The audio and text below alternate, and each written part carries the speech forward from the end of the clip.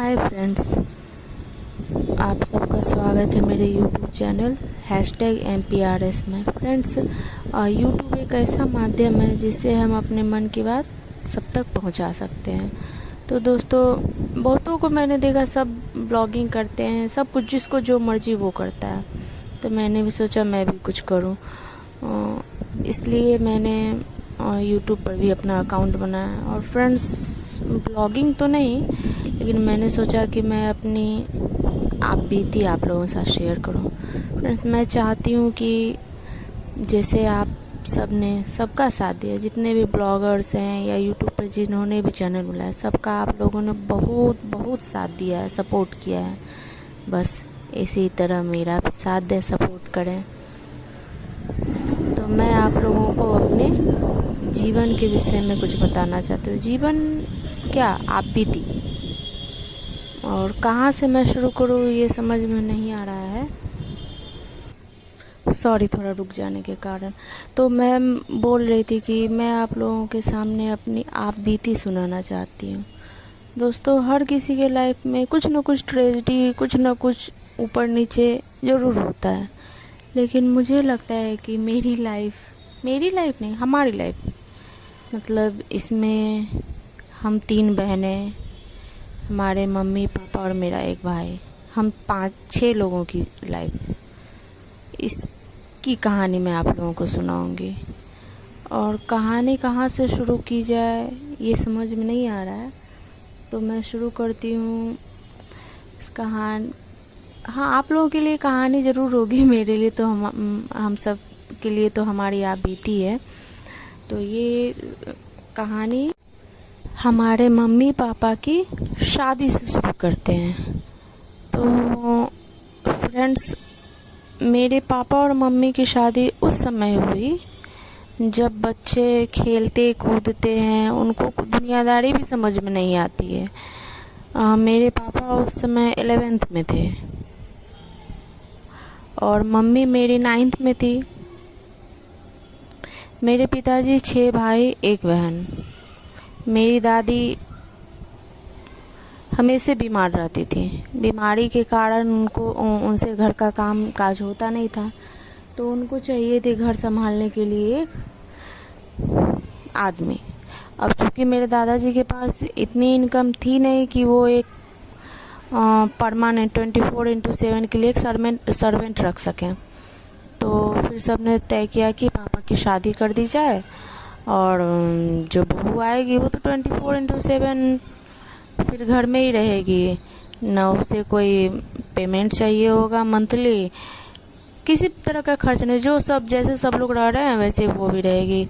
मतलब बात का निचोड़ ये था कि घर वालों को एक काम करने वाली चाहिए थी, मेरी दादी को, जो बात सच है। तो शादी, अब पापा के लिए लड़की ढूंढना शुरू हो गया। तो हमारे किसी रिलेटिव ने या आस पड़ोस के किसी ने, शायद जैसा कि मैंने सुना है, किसी पड़ोसी ने ही मेरी दादी को सलाह दिया कि एक लड़की है, काफ़ी खूबसूरत है, और तो चलो उससे बात चलाई जाए उसके घर में। तो जब उनके घर में, चूँकि हमारा कास्ट और हमारी मम्मी का कास्ट अलग अलग है, फिर भी लव मैरिज नहीं है। हम लोग बाद में मम्मी को चिढ़ाते थे कि तुम लोगों का लव मैरिज है, लेकिन लव मैरिज नहीं है, अरेंज मैरिज है। मम्मी पापा की अरेंज मैरिज शादी हुई है, हमारे पापा तो लव मैरिज के नाम से ही चिढ़ते हैं। तो अरेंज मैरिज थी, घर वालों ने शादी करवाई थी। तो शादी हो गई, जैसे भी हुई। बहुतों ने माना, बहुतों ने नहीं माना। हमारे ददियाल के बहुत सारे रिलेटिव्स नहीं माने कि इंटरकास्ट कर रहा है, फिर भी जैसे तैसे शादी हुई। शादी अच्छे से हुई, हमारे नाना ने अच्छे से शादी करवाई, शादी हुई। अब इंटरकास्ट होने के कारण मेरी मम्मी को बहुत सारी परेशानियों का सामना करना पड़ा। अब जैसे सबसे पहली परेशानी तो ये, शादी होके मम्मी आई। उस समय मम्मी की क्या आयु थी, 13-14 साल,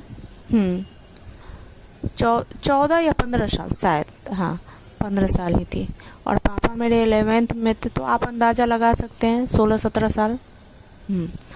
तो उनकी शादी हुई। मेरी मम्मी का मायका और मेरा ददिहाल इतनी दूरी पर था कि आदमी अगर गाड़ी से आए तो मुश्किल से 2 या 3 मिनट लगते होंगे। तो एक दुल्हन जब रोना शुरू भी नहीं की होती है अच्छे से, और वो अपने ससुराल पहुंच जाती है, उसकी स्थिति आप समझ सकते हो। दूसरी बात, जैसे ही वो ससुराल में यानी मेरे ददिहाल में गृह प्रवेश के लिए उतरती है, तो हमारे ददिहाल में सिन्होरा होता है, जो बिहार के होंगे वो समझते होंगे। सिन्होरा होता है, एक काठ का बड़ा सा होता है, ढक्कन लगा हुआ एक बर्तन टाइप का होता है, उसमें अंदर में सिंदूर होता है, पीले रंग का सिंदूर। वो सिन्होरा हमारे ददिहाल में चलता है। और हमारे ननिहाल में चलता है, वो भी काठ का ही होता है, लेकिन डब्बा टाइप का होता है, और उसमें उसको पौती बोलते हैं। तो दोनों का ये छोटी सी चीज़ एग्जाम्पल मैं बता रही हूँ, जिसको मेरी मम्मी ये लेके आई थी, पौती लेके आई थी। तो जैसे ही दरवाजे पर उतरती है, मम्मी के हाथ में ये था। मेरी दादी ने देखा कि ये पौती लेके आई है, सिन्होरा लेके नहीं आई। मेरी दादी वहीं बोलना शुरू कर दी, कैसे लोग हैं ये लोग, हमारी कल्चर को नहीं फॉलो करते हैं, इनको ये कहा गया था, वैसे नहीं किए। मतलब उनको ये समझ नहीं है कि नहीं, बहू दरवाजे पर उसको उतार के अंदर लेके जाए। बस उसको बोलना शुरू कर दी। ठीक है, फिर भी अब जितना मैंने सुना है लोगों से, जितना मैंने मम्मी से सुना है, बस वही मैं आप लोगों को बता रही हूँ। उसमें जरा सी भी कोई मिलावट की बात नहीं है। तो फिर लेके जाया गया अंदर। फिर चल रहा था सब कुछ। कुछ लोगों ने तो शादी से पहले, मेरे दादाजी के बड़े भाई ने कहा था कि अगर तुम उस घर में उस लड़की से शादी करोगे अपने बेटे की, तो मैं तुम्हारे घर का पानी तक नहीं पीऊँगा। लेकिन बाद में वही सब लोग मेरी मम्मी को बहुत ज़्यादा प्यार करने लगे, मेरी मम्मी की का व्यवहार, रहन सहन देख के। ठीक है, हो गया। लेकिन मम्मी उन लोगों के लिए अच्छी थी, लेकिन जिस घर में ब्याह के आई थी, उस घर में उस छोटी सी बच्ची ने, जिसने अपने घर में 1 गिलास पानी तक उठा के नहीं पिया था, अपने घर की लाडली थी, और उस लड़की को यहाँ पर 10-12 लोगों का खाना अकेले बनाना पड़ता था। उस समय हमारे यहाँ गैस चूल्हा नहीं हुआ करता था, मिट्टी के चूल्हे पे, कोयले के चूल्हे पे खाना बनाना पड़ता था। कभी कभी तो मम्मी बताती थी, उसकी एक साड़ी थी जो जल गई थी, शादी की साड़ी थी, और वो साड़ी पहन के रोटी बना रही थी। बनाते बनाते उसको नींद आ गई और वही चूल्हे के पास ही सो गई, और जिससे उसकी साड़ी भी जल गई। तो भगवान की कृपा से वो बच गई। कई बार ऐसा होता था कि उसको आटा गूंथने नहीं आता था, तो गूंथती थी तो ज़्यादा पानी पड़ जाए आटे में, तो डांट सुनना, या हमेशा डांट सुनना ये भी नहीं कहेंगे, बहुत सारी चीज़ें मेरी दादी ने सिखाया भी उसको, बहुत कुछ सिखाया, रहने का, सहने का ढंग, क्योंकि वो तो छोटी बच्ची को लेके आई थी भाई। लेकिन सिखाया, ठीक है, जो सिखाया सो सिखाया ही, जो किया वो भी बताएंगे, जो नहीं किया वो भी बताएंगे, और कैसे क्या किया वो भी बताएंगे। तो कई बार तो ऐसा हुआ, सो जाती थी चूल्हे के पास ही, फिर कोई आया, बोला, उसको उठाया। अब उस समय हमारे एक दादाजी कमाने वाले और घर में इतने लोग खाने वाले थे, तो कभी कभी तो ऐसा होता था कि रात के 8 बजे 9 बजे राशन आता था, लकड़ी आती थी, या फिर कोयले पर बनता था तो कोयला आता था। उस 8-9 बजे रात में वो बच्ची, 15 साल 16 साल की लड़की, फिर चूल्हा जोड़े, आग जलाए, फिर उतने लोगों का खाना बनाए, सबको खिलाए पिलाए सुलाए। समझ सकते हैं, अकेली बच्ची, उसकी मदद करने वाला कोई नहीं, क्योंकि मेरी दादी बीमार ही रहती थी। एक मेरी बुआ थी, तो जब मेरी मम्मी की शादी हुई तो मम्मी खुद बच्ची थी और मेरी बुआ 2.5 साल की थी, तो वो 2.5 साल की बच्ची क्या करेगी, कुछ नहीं। यही सब सिलसिला चलते रहा, दिन प्रतिदिन सिलसिला चालू रहा। आरोप प्रत्यारोप चलता रहा मेरी दादी का। तुम्हारे घर वालों ने तुमको कुछ नहीं सिखाया, तुम्हारे घर वालों ने तुमको लाड प्यार से बिगाड़ दिया है, तुम्हारी घर वालों ने तुम्हें कोई लड़की का कोई गुण नहीं सिखाया, बस अच्छा देखने से ही नहीं होता है, बहुत सारी बातें। मेरी मम्मी ने आज तक अपने घर में किसी की ऊंची आवाज़ नहीं सुनी थी।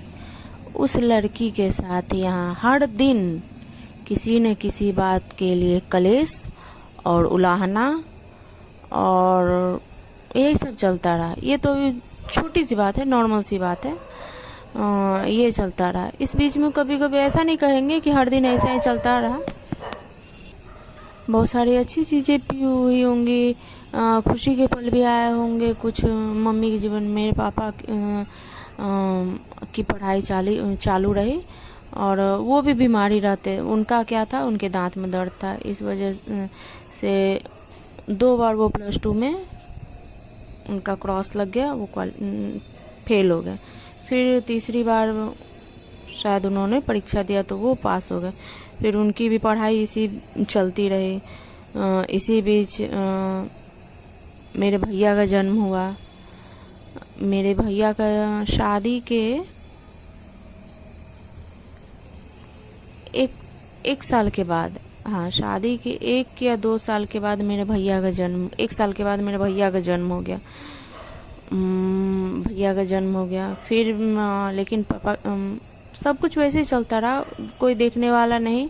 हाँ नानी आ जाती थी, बगल में ही रहती थी तो नानी आ जाती थी कभी मम्मी से मिलने देखने, लेकिन ये नहीं कि बच्चा हुआ है तो चले जाए मायके, कुछ दिन रह के, छोटी उम्र है, ऐसा सब कुछ भी नहीं था। ये हमारे यहाँ का संस्कार ही नहीं। उनको तो फ्री की नौकरानी चाहिए, वो चली जाए तो फिर सबके मुंह में ताला लग जाए, कोई खाना कैसे खाए। तो ये सारी बातें हुई। मम्मी नहीं जा पाती थी, अगर कभी जाती भी थी तो सुबह जाती थी तो शाम में चली आती, तो सुबह तो कभी जाना ही उसका नहीं होता था, वो दोपहर ही जाती थी और रात के खाना बनाने से पहले वो चली आती थी, आके खाना भी तो बनाना होता था।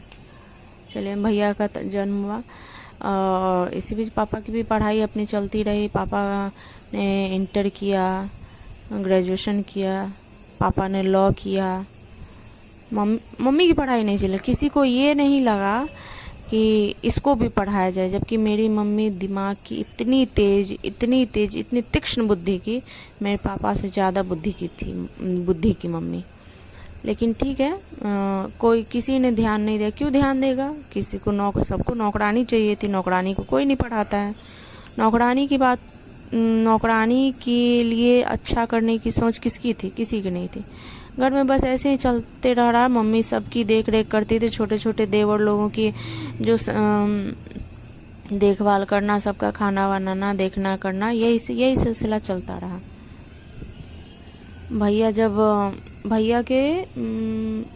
मैं भैया से 3 साल छोटी हूँ, तो समझते हो भैया के 3 साल के बाद मेरा जन्म हुआ। लेकिन बदला कुछ नहीं, सब कुछ एज इट इज चलता रहा। इस बीच बहुत सारी परेशानियां आई, बहुत सारी। कम उम्र में माँ बनने से कितनी सारी परेशानियां होती है, ये सभी जानते हैं। लेकिन फिर भी एक बच्चे को मेरे जन्म की कहानी मैं आपको बताती हूँ। मेरा जन्म तो मेरे घर के दरवाजे पर ही हो गया था, और जो नर्स का सारा काम होता है वो मेरे दादा दादी ने किया था। और सिचुएशन उस समय की ऐसी थी कि जब तक रिक्शा बुलाया जाए, डॉक्टर के यहाँ जाया जाए, तब तक मम्मी को लेबर पेन शुरू हो गया और मम्मी ने घर के दरवाजे पर ही मुझे जन्म दे दिया। चलो डॉक्टर का भी खर्चा बचा भाई, और घर में ही सब कुछ हो गया, मेरा जन्म हो गया। और उस छोटी ही उम्र कहेंगे, उस छोटी उम्र में ये नहीं कि कोई बच्चे को पकड़े तो मम्मी खाना बनाए या कुछ करे, सारा काम हम लोगों को गोद में लेके ही करना। चाहे वो चूल्हे पे खाना बनाओ, गर्मी के दिन में चूल्हे पे खाना बनाना हो, या फिर झाड़ू पोछा कुछ भी करना हो, सब मम्मी हम लोगों को गोद में लेके, या फिर हम लोग को बिछावन पे सुला के हम लोग रोते रहते थे, लेकिन मम्मी काम करते रहती थी। मम्मी को दुख भी होता था, मम्मी खुद रोती भी थी, पर उसकी सुनने वाला कोई नहीं था। फ्रेंड्स, ये कहानी सुनाने का मेरा मकसद ये है, किसी भी पत्नी का पति अगर सपोर्टिव होता है तो वो पत्नी दुनिया में सबसे लड़ सकती है, लेकिन जिसका पति सपोर्ट नहीं करता है वो औरत दुनिया की सबसे लाचार और बेबस औरत होती है, जो कि मेरी मम्मी थी उस समय।